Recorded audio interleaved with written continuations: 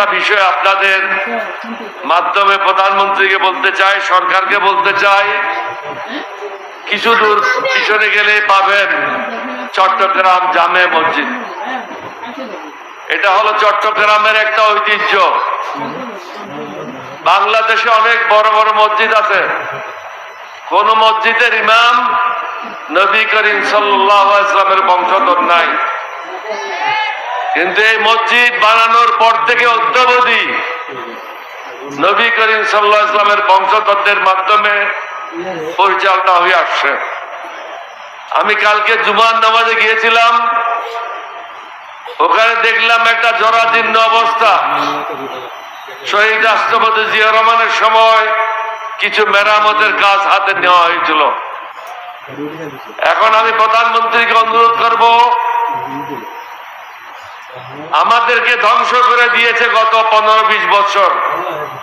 আমাদের মধ্যে নাই নীতি, না নৈতিকতা, না সুশাসন, এবং মানবতার বিরুদ্ধে আমরা সদা সর্বদা কাজ করে যাচ্ছি। মুসলমানদের শিক্ষা দেয় মসজিদ এবং মাদ্রাসার মাধ্যমে। সুতরাং এই জামিয়া মসজিদকে সুন্দরভাবে মেরামত এবং পুনর্নির্মাণের জন্য আমি এই সবার পক্ষ থেকে দাবি জানাচ্ছি। আপনারা কি এটাতে একমত আছেন? একটু সবাই হাত তুলে দেখান না।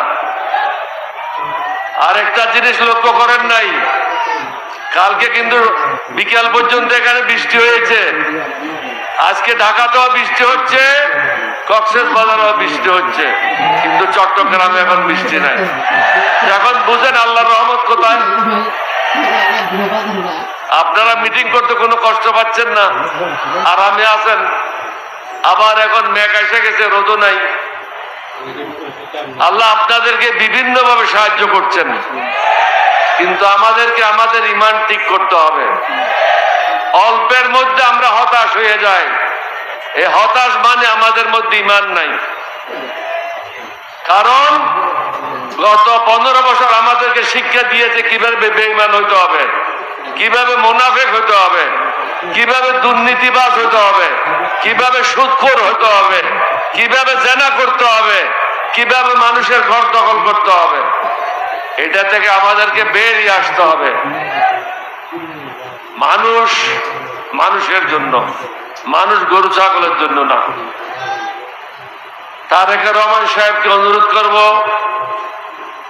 আপনি চারিদিকে বিভিন্ন ধরনের লোক দ্বারা পরিবেষ্টিত, তাদের সম্বন্ধে আপনি অবগত হন। অন্য দেশকে দোষ দিয়ে লাভ নাই। অন্য দেশের দালাল বাংলাদেশে যারা আছে তাদেরকে নিশ্চিহ্ন করেন।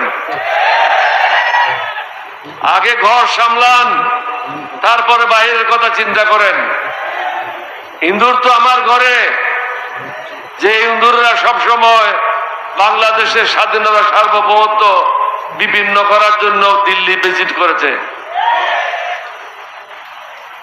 ব্রিটিশের আন্দোলন এখান থেকে শুরু হয়েছিল। পাকিস্তানের বিরুদ্ধেও স্বাধীনতার আন্দোলন এখান থেকে শুরু হয়েছে।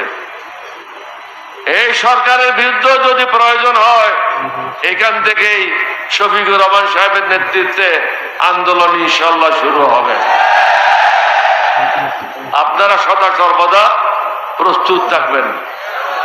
আল্লাহর রহমত আপনাদের উপর থাকবে, এটা আজকে প্রমাণ দেখছেন। সব জায়গায় বৃষ্টি, আপনাদের মিটিং এ বৃষ্টি নেই। প্রধানমন্ত্রীকে বুঝতে হবে, বাংলাদেশের জনগণ স্বাভাবিক জীবন যাপন করতে পারছে না। কোন মহিলা স্বাচ্ছন্দ্যে ঘর থেকে বের হতে পারছে না। আমাদের মেয়েরা স্কুল কলেজে নিরাপদ না।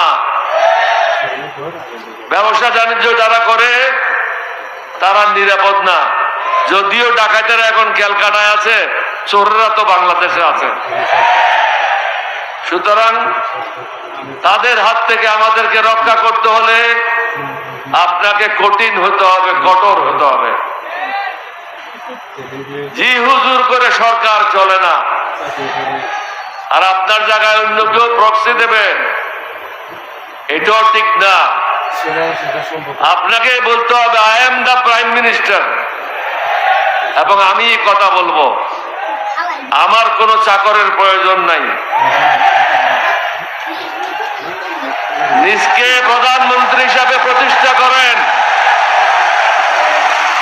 আমাদের 11 দলীয় জোটের থেকে তো আপনি সব সময় বিভিন্নভাবে সহযোগিতা পাচ্ছেন। আমরা তো আপনার বিরুদ্ধে না, কিন্তু আপনার সাথে যারা বিদেশের দালাল আছে তাদের বিরুদ্ধে আমাদের অবস্থা। আপনি নতুন ভাবে দেশপ্রেমিক লোকদেরকে দিয়ে দেশ পরিচালনা করার ব্যবস্থা নেন।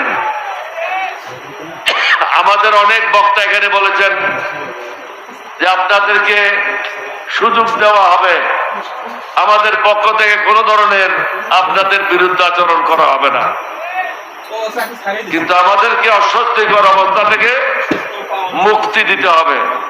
আমরা স্বাভাবিক জীবন যাপন করতে চাই। আর ভারতের যে গরু সুবর্ণ, কালকে বোধহয় দেখেছেন এই গরুটাকে দৌড়ে নিয়ে গেছে সবাই মিলে। আপনাদেরকে প্রস্তুত থাকতে হবে বর্ডারে যাওয়ার জন্য। শুভেন্দু যদি মনে করে বরিশাল থেকে গিয়ে ক্যালকাটায় বড় মাস্তান হয়ে গেছে, তার থেকেও বড় মাস্তান বাংলাদেশে আছে, তার ওস্তাদেরা এখানে আছে। তোমার কি অবস্থা হবে বুঝতে পারতেছো না, পরনের কাপড় খুলে নেবে। বাংলাদেশের লোক রক্ত দিয়ে স্বাধীনতা নিয়েছে।